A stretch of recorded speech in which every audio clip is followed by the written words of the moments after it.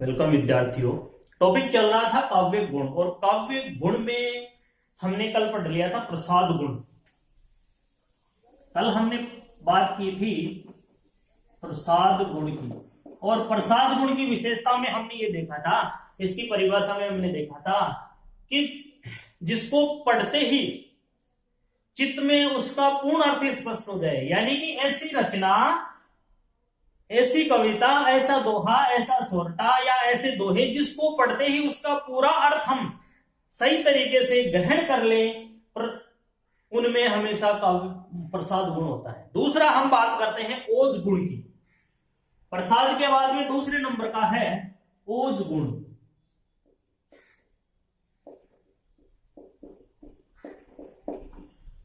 ओज गुण की परिभाषा हम देखते हैं विद्यार्थियों कि हृदय को वीरता पूर्ण भावों से भर देने वाली,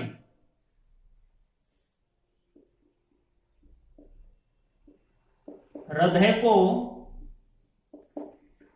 वीरतापूर्ण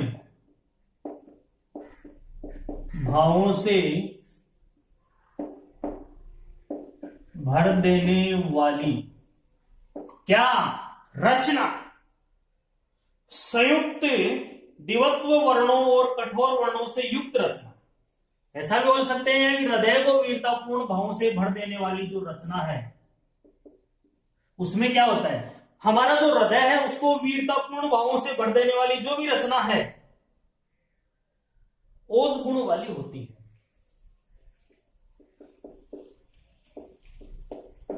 ओज गुण वाली होती है,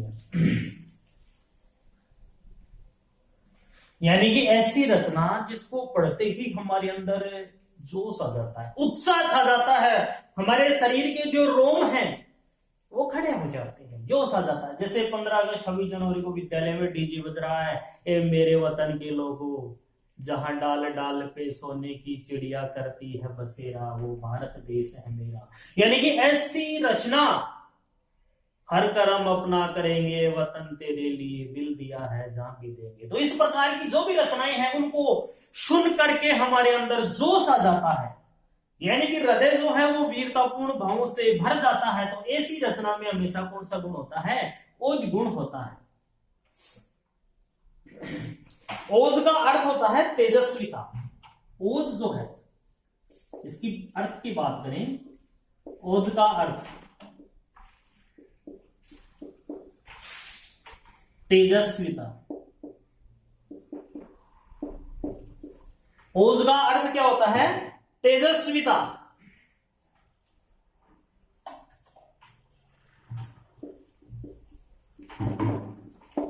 ओज का अर्थ क्या होता है? तेजस्विता। यानी कि ओज काव्य का वह गुण है जिसके कारण मन में उत्साह, उत्तेजना आदि आ जाती है। ओज जो है काव्य का वह गुण है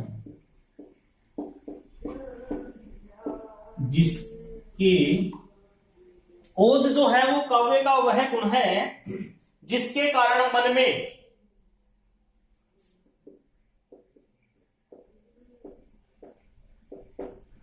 क्या आ जाता है? उत्साह है। ओज जो है काव्य का वह गुण है जिसके कारण मन में उत्साह है, उत्तेजना,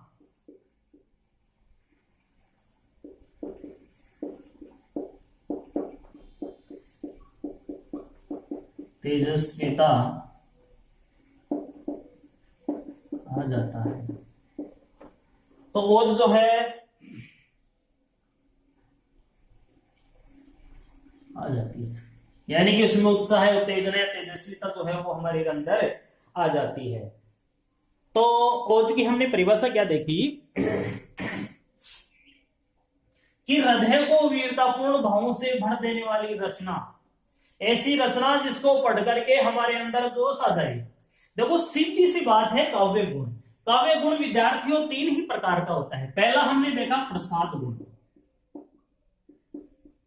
इसकी सीधी सी और सटीक सी परिभाषा यही है कि ऐसी रचना जिसको पढ़ते ही जिसका पूरा अर्थ हमें समझ में आता है। बिल्कुल सीधी और सटीक परिभाषा है। और इसका प्रयोग हम विशेष में करते हैं। सप्रसंग जो व्याख्या होती है उसमें कहा किया जाता है इस काव्य गुण का प्रयोग, विशेष में। तो हमारे पेपर में अगर कोई ऐसी रचना आ रही है, ऐसा दोहा आ रहा है, ऐसी कोई कविता है जिसका बिल्कुल सीधा साधा सा अर्थ निकल रहा है, तो उसमें हमेशा कौन सा गुण आएगा? प्रसाद गुण। और कहां लिखना है? विशेष में लिखना है। किस कविता में, इस दोहे में, इस सोरठा में ये विशेष में ये गुण है। तो प्रसाद गुण में हमने सीधी सी बात क्या देखी कि ऐसी रचना जिसका बिल्कुल सीधा साधा सा अर्थ निकल रहा है, प्रसाद गुण। दूसरा है ओज गुण। ओज गुण, अब ओज गुण हमारी जो काव्य है उसमें, हमारी जो रचना है उसमें कहां प्रयोग किया जाता है? यानी कि ऐसी रचना, ऐसी दोहे, ऐसी कविता जिसको पढ़ करके हमें जोश आ जाए, उसमें हमेशा कौन सा गुण होता है? ओज गुण होता है। जैसे एग्जाम्पल में कुछ लिख रहा हूं, ओज गुण का एग्जाम्पल में कुछ लिख रहा हूं, उसको पढ़ते ही हमारे अंदर जोश आएगा, उत्साह आएगा, या तेजस्विता का प्रवेश जो है हमारे हृदय के अंदर हो जाएगा। उसमें कौन सा गुण आएगा? ओज गुण आएगा। जैसे एग्जाम्पल देखते हैं,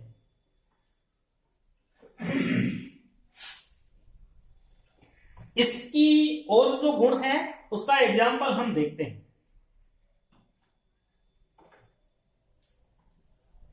जैसे बढ़ा करो वीर,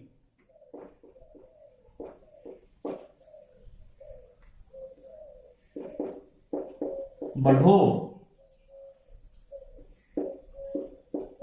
करो वीर, यानी कि बढ़ो करो वीर स्वजाति का भला।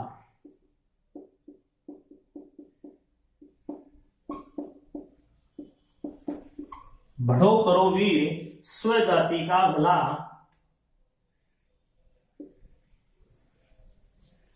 अपार दोनों विधि लाभ है हमें।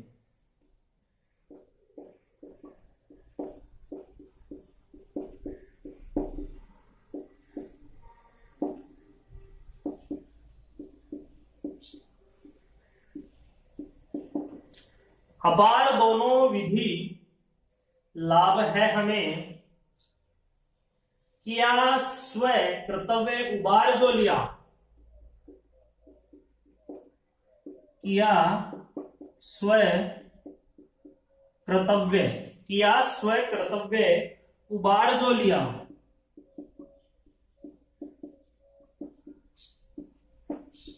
उबार जो लिया, सुकीर्ति पाई यदि भस्म हो गई।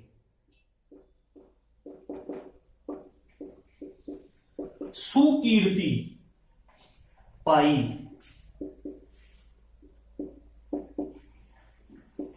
यदि भस्म हो गए।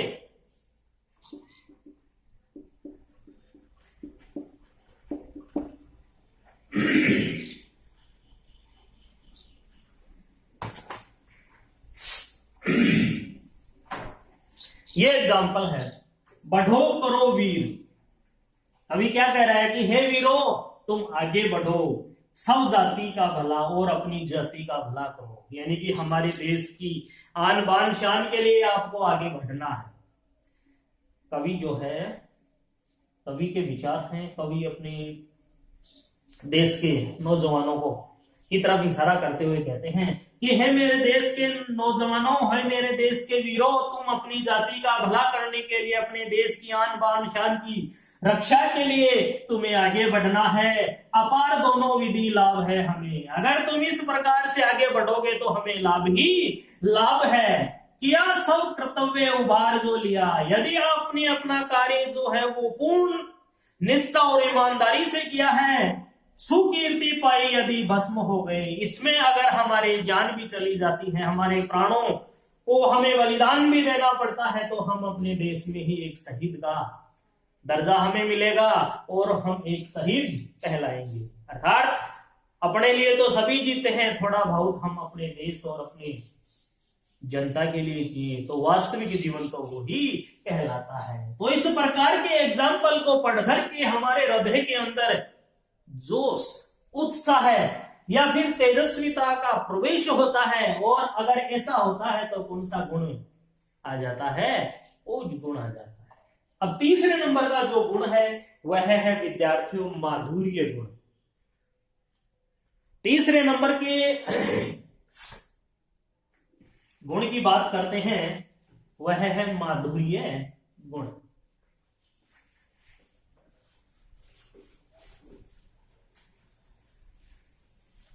तीसरा जो गुण है उसका नाम है माधुर्य गुण।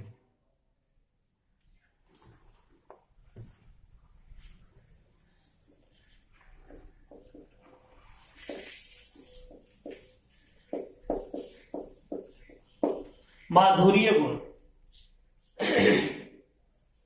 अब माधुर्य जो गुण है उसकी परिभाषा हम देखते हैं कि अंतःकरण को आनंद उल्लास से द्रवित करने वाली, अंतःकरण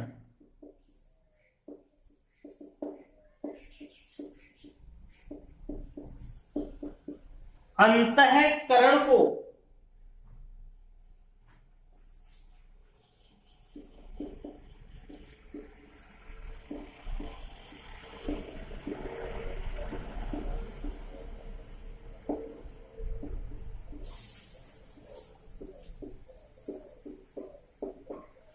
माधुर्य रचना, अंतःकरण को आनंद उल्लास से द्रवित करने वाली कोमल मधुर वर्णों से युक्त रचना,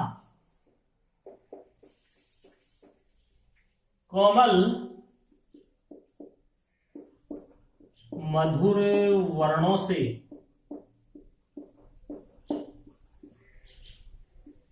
युक्त रचना।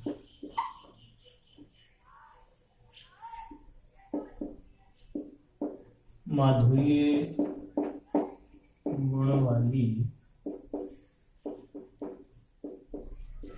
होती है। अंतःकरण का मतलब होता है हृदय, यानी कि ऐसी रचना जिसको पढ़ते ही हमारा हृदय जो है वो प्रसन्नचित हो जाए, गदगद हो जाए। उसमें रस तो कौन सा होगा? हास्य रस। गुण कौन सा होगा? माधुर्य गुण।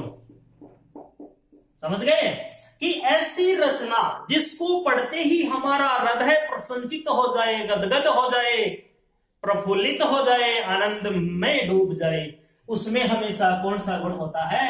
माधुर्य गुण होता है। बिल्कुल सीधी और सटीक परिभाषा इसकी हमने देखी कि अंतःकरण को आनंद उल्लास से द्रवित करने वाली कोमल मधुरों से युक्त रचना जो है वो माधुर्य गुण वाली होती है। और इसका सीधा सा अर्थ यही है कि ऐसी रचना जिसको पढ़ते ही हमारा हृदय प्रसन्नचित हो जाए, गदगद हो जाए या खुश हम हो जाए, तो उसमें हमेशा कौन सा गुण होता है? माधुर्य गुण होता है। एग्जाम्पल में हम देखते हैं विद्यार्थियों, इसका एक एग्जाम्पल भी हम देख लेते हैं। जैसे मंद मंद मुरली बजावत अधर धरी,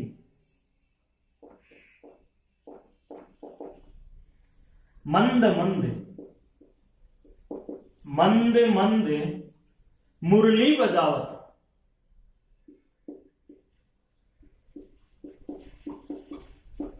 अब इतना लिखते ही हमें याद आ गया कि भगवान श्री कृष्ण ही कलाकार थे मुरली बजाने में। तो मंद मंद मुरली बजावत अधर धरे, अधर धरे, अधर यानी होठ, होठों पर धरे हुए, रखे हुए।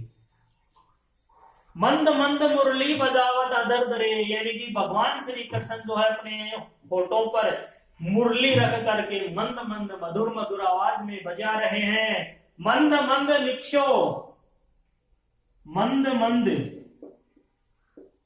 निक्षो,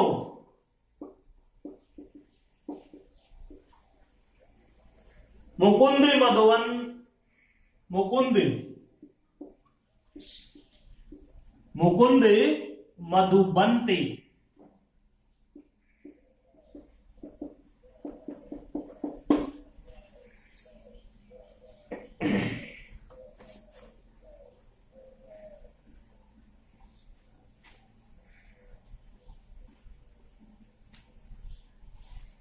ऐसी रचना जिसको पढ़ते ही हृदय प्रसन्नचित हो जाए। मंद मंद मुरली बजावत अधर धरे, भगवान श्री कृष्ण मंद मंद गति से अपने होठों पे बांसुरी रख करके बजा रहे हैं, मंद मंद ही निकल रहा है मुकुंद यानी कि सूरज या चंद्रमा, मधुर बनते जंगल है। तो विद्यार्थियों ये थे हमारे गुण। एक बार में 3 हमने गुण पढ़ लिए, काव्य गुण। इनको एक संक्षेप में याद करने की विधि आपको मैं बता देता हूं। कक्षा 10 और 12 या कक्षा 9 से 12 तक जो भी विद्यार्थी हैं, कक्षा 9 से 12 तक जो भी विद्यार्थी हैं, उनको इन काव्य गुणों का प्रयोग जो है वो किसमें किया जाता है? विशेष में। हमें कौन सी रचना में कौन सा गुण है ये हमें पता लगाना है। किस तरीके से लगाएंगे? बिल्कुल सीधा और सटीक। इसका एक तरीका, इसकी एक विधि हम आपको बता देते हैं। विद्यार्थियों हमें पता है, क्योंकि हमने ये पूरा पॉइंट पढ़ लिया, तो गुण जो है वो 3 प्रकार के होते हैं। प्रसाद गुण, ओज गुण, तीसरा है माधुरी। हमें सबको पता है कि गुण जो है वो 3 है। काव्य गुण के बारे में हमने पढ़ लिया कि गुण जो है वो कितने हैं? 3 है। कौन कौन से? प्रसाद गुण, ओज गुण और माधुर्य गुण। प्रसाद गुण, ओज गुण और माधुर्य गुण। अब प्रसाद गुण जो है इसका बिल्कुल सीधा सा अर्थ निकलता है। प्रसाद गुण, प्रसाद गुण वाली जो भी रचनाएं हैं, ऐसी रचनाएं जिनका बिल्कुल सीधा साधा सा अर्थ निकले, यानी कि जिसको पढ़ते ही हमारे मन मस्तिष्क में उसका पूरा का पूरा अर्थ जो है वो बैठ जाता है, या उसमें जो बात बताई गई है बिना किसी गुरु के हम बिल्कुल इसका अर्थ निकाल करके उस बात को हम समझ लेते हैं, उसमें हमेशा कौन सा गुण होता है? प्रसाद गुण होता है।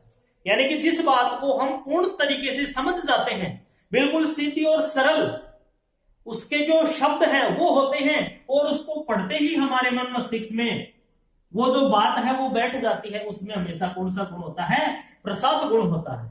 दूसरा है ओज गुण। ओज गुण कहां होता है? जिस ऐसी रचना जिसको पढ़ते ही क्या हो जाए? जोश आ जाए, उत्साह आ जाए, तेजस्विता का प्रवेश हमारे हृदय में हो जाए, ओज गुण होगा। ऐसी रचना जिसका बिल्कुल सीधा साधा सा अर्थ निकलता है, प्रसाद गुण होगा उसमें। ऐसी रचना जिसको पढ़ते ही हमारे हृदय में जोश आ जाता है, उत्साह छा जाता है, या तेजस्विता का प्रवेश हो जाता है, कौन सी रचना कहलाएगी? कौन सा गुण उसके अंदर होगा? ओज गुण। और तीसरा है माधुर्य गुण। माधुर्य गुण का मतलब होता है कि ऐसी रचना जिसको पढ़ते ही हमारा हृदय जो है वो प्रसन्नचित हो जाता है, तो उसमें हमेशा कौन सा गुण होता है? माधुर्य गुण। तो विद्यार्थियों ये जो 3 गुण हैं बिल्कुल सीधे और सटीक हैं। और हमने बात की थी कि जिस प्रकार से मनुष्य के अंदर गुण होते हैं, गुणों से ही मनुष्य की पहचान बनती है, उसी प्रकार काव्य में भी गुणों का होना काव्य में एक निखार लाने जैसा काम करता है। तो हमने आज जो गुण है उन 3 गुणों के बारे में पढ़ा, और बिल्कुल एक सीधी और सरल विधि का हमने प्रयोग किया। इस विधि में हमने ये देखा कि प्रसाद गुण ऐसी रचना जिसका बिल्कुल सीधा साधा सा अर्थ निकलता हो। दूसरा है ओज गुण। ओज गुण में हमने क्या पढ़ा कि ऐसी रचना जिसको पढ़ते ही हमारे अंदर जोश जुनून छा जाता है, ओज गुण आएगा। ऐसी रचना जिसको पढ़ते ही हृदय जो है वो प्रसन्नचित हो जाता है, गदगद हो जाता है, उसमें कौन सा गुण आता है? माधुर्य गुण। तो विद्यार्थियों इसी गुण के साथ, इसी काव्य गुण के टॉपिक के साथ हमारा जो टॉपिक है वो कंप्लीट होता है। अगली क्लास में एक नए वीडियो के साथ, एक नए व्याकरण के टॉपिक के साथ फिर से उपस्थित होंगे। तब तक के लिए धन्यवाद।